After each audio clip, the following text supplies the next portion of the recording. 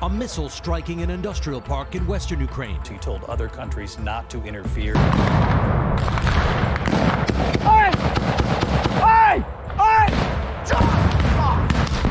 You can see in this area the Russians firing artillery rockets towards Ukraine. The Kremlin claims 63 soldiers were killed. Russian soldiers have been killed in large numbers in the conflict with Ukraine, with some being called up to fight despite having serious health issues. The number of casualties of the Russian armed forces since the beginning of military operations in Ukraine has reached 128,420 servicemen. Ukrainian troops are retaking territory and advancing in many areas. Cornered Vladimir Putin on the road to defeat. The war is not going well for Russia. President Putin is going to try everything to turn the table.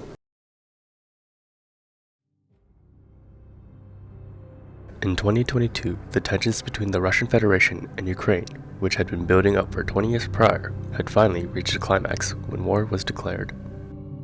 The war has become a center of attention by media outlets all across the world, with many wondering what this implies for the future of Russia, and more importantly, the globe.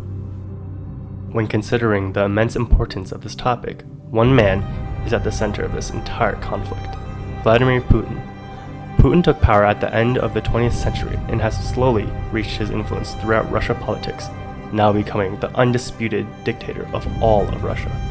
Compared to the rest of the liberal democratic West, Russia's authoritarian dictatorship may come as a shock to most, raising the question of how this came to be.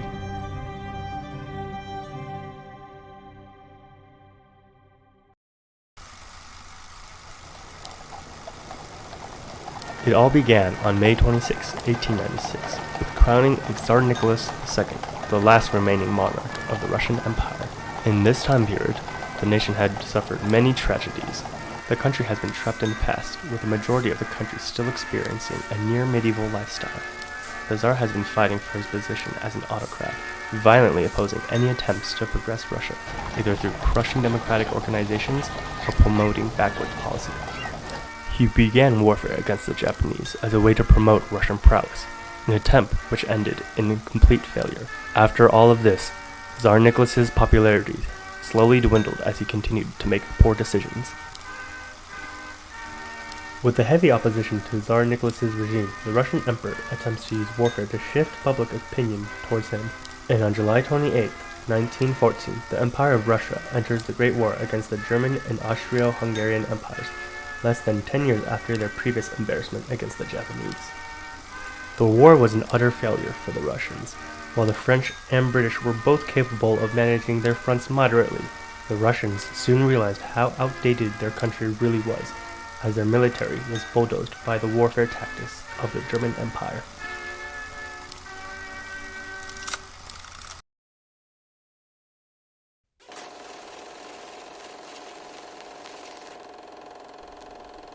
Groomed throughout Nicholas II's reign was a political ideology that gained steam with each failure of the monarch.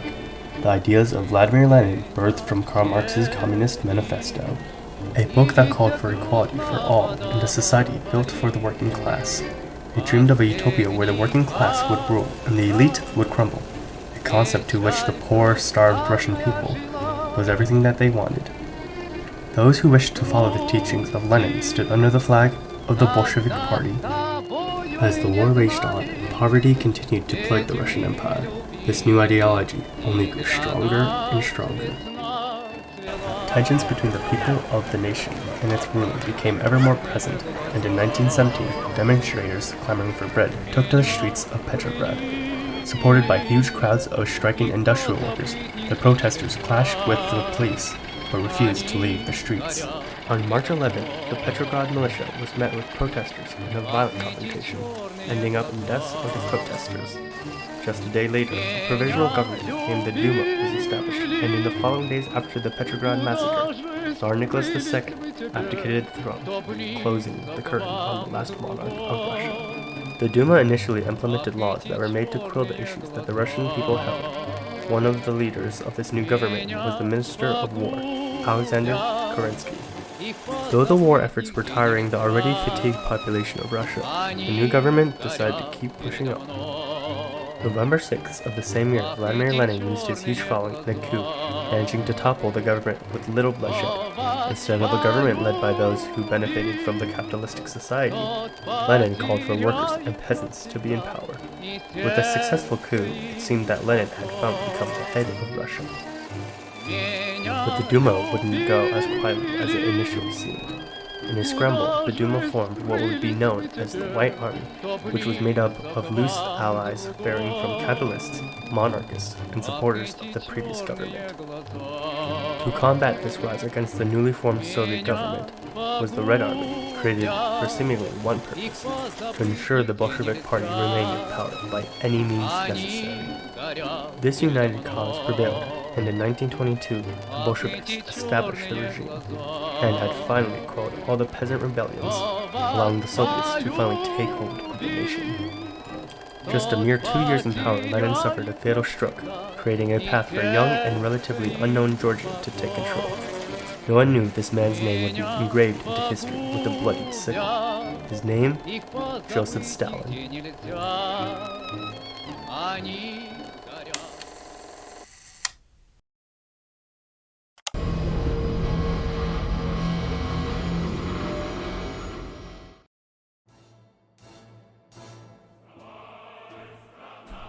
Stalin held an iron fist over the newly formed Soviet Union. Under his rule, the dream of a socialist utopia was sealed in his grave, as he established an authoritarian regime with a cult of personality. The communist ideology that the Soviet Union was founded on was twisted to fit the value of Stalin and his Slavic background. About Bolshevism, there's always been that conflict, I think, in Russia between what was called Westerners and Slavophiles. Those that look to the West for ideas about democracy and economics, capitalism, and what. Then the Slavophiles, those that have glorified the Slavic history, Orthodox religion. I think that the Marxist period was kind of a middle road here, but they put a Slavic stamp on it, and that is certainly as an authoritarian. Once Stalin was able to establish his ideology, his next action was to take total control over every aspect of Russian life. As a paranoid dictator, Stalin suspected millions of people under his regime as being a counter-revolutionary. Hoping to eliminate anybody who could possibly stand up to his totalitarian control of Russia and its Soviet socialist republics, Stalin established a system of forced labor camps titled gulags. Through the system of gulags, 3.8 million people were murdered and tens of millions more would live the rest of their lives being forced into poor labor conditions. While the victims of the gulag suffered, the victims of the families suffered even more. Any friend or family of a counter-revolutionary was immediately stripped of any rights which they had under the dictatorship. The suppression of these entire families had a major impact on the future generations for Russia. Modern studies conducted by Harvard show that the more families in Russian provinces who were restricted by Stalin's political regime, the lower voter turnout can be seen in the modern province. Today, it's believed that those families see similarities between Putin and Stalin and fear for the results of them voting for or against him. In order to hide his evil actions from the masses, Stalin would utilize his propaganda machine to erase anybody who had purged from any documents or photos. One such occasion was done to a secret police officer named Nikolai Yezhov, who Stalin removed from famous photos across the Soviet Union. Stalin did not live forever, and he would die in 1953. After his death, many Soviet leaders came afterwards, but none had such an effect as Joseph Stalin. In 1991, the Soviet Union was on its last legs. It was a decaying nation which had lost many of its allies and satellite states. And finally, on Christmas Day, the world watched as the Soviet Union finally collapsed, and 15 countries were born from its rubble, the most important one being Russia itself. Покидаю свой пост с тревогой, но и с надеждой, с верой в вас, в вашу мудрость и силу духа. Мы наследники великой цивилизации, и сейчас от всех и каждого зависит, чтобы она возродилась к новой, современной и достойной жизни. After Russia fell, the country was given choices on a path it could take. Either shift to a democratic state or return to its authoritarian nature. The choice was set in stone when Boris Yeltsin became the first president of Russia. The short period where Russia had a chance to become democratic, this is after the fall of communism under Yeltsin, but it really wasn't democratic. And of course, Yeltsin tended to be inebriated often, so if there had been a leader perhaps at that point that had been a little capable, maybe Russia could have gone in that direction. Yeltsin did not last long, but his influence on the future of Russia was immense. Yeltsin was unprepared for the major shift that the Russian people would have to endure after the Soviet Union. His management of the economy led to an unending recession, and his goals of turning Russia into a democratic republic only resulted in a failure. In 1999, after his many failures, Yeltsin resigned, and taking his place would be the former KGB agent, Vladimir Putin. Putin's inauguration gave hope to the people of Russia, as Yeltsin's erratic behavior during his presidency caused his approval ratings to plummet. Досталось наследство такое, что дело он имел с хаосом. И все увидели, что он в хаосе остановил процесс этот, взял в руки все по-настоящему. По-моему, доходит до нас по прессе, что народ за то, что пусть он еще до конца доведет. Putin was loyal to the Soviet Union, and when he saw its fall, he felt a desire to restore what he saw as the glory Russia once had. I think what he's doing is trying to reconstitute that sense that Russia is a world power, a great state, somebody that needs to be paid attention to. In line with Russian leaders in the past like Stalin and Tsar Nicholas II, Putin too desired to take control of the Russian people. To many, Putin has become Tsar in his own right, controlling the government even when he wasn't directly in power. And he's kind of a little Tsar now. Under Putin's initial term, quality of life for the people seemed to have vastly improved. Prices of everyday goods dropped, and the economic opportunities flourished. But as a result of Putin's rule, equal rights for all was something of a dream. He has used his own political machine to further his goals, and has attempted to create a perception among Russian people about a decadent West, which desires to destroy traditional ideas and Russian pride. He has used this to separate the Russian people from a democratic West, to avoid a growing hatred for his own rule. I think his appeal now is blatantly Russian nationalism, the culture, Russian language, Orthodox religion, and a conservatism against the decadent West. What is the decadent West? It's sexual openness, it's crass materialism. But all was not well. While Putin may have taken control of Russia, he still saw weakness in it. Since the fall of the Soviet Union, Russia has seen a decline in population and has lost influence on the global stage. He would look back on Stalin and how he had gained glory through his people.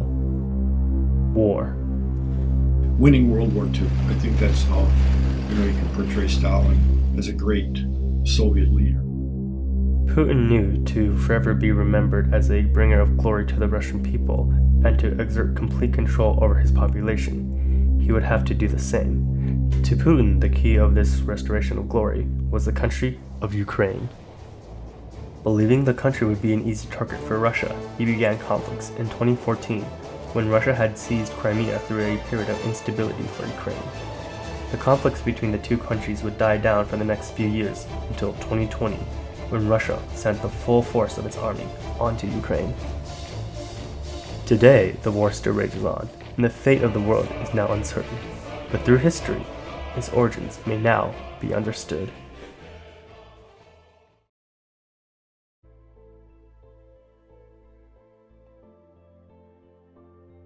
Throughout Russian history, there has been one commonality: authoritarianism.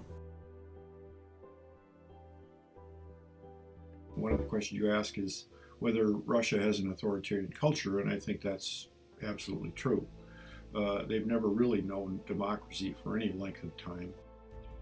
While other nations such as Germany or Japan have shed this culture, Russia has not. A possible explanation is their culture. Analogous to China, they've had elements of submissiveness in their culture, going back to the Romanov regime.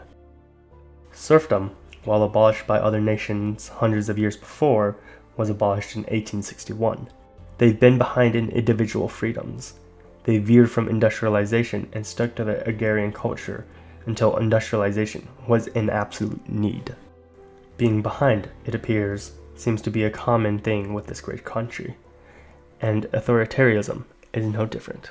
Today, with their people still in this submissive culture, the future of Russia and its people is still unseen.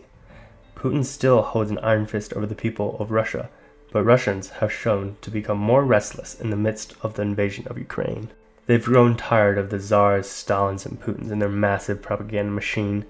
Maybe with the introduction of alternative media and more information widespread, things such as novel ideas and political movements will spawn. But it will take a collective effort to defeat the behemoth of autocracy within Russia.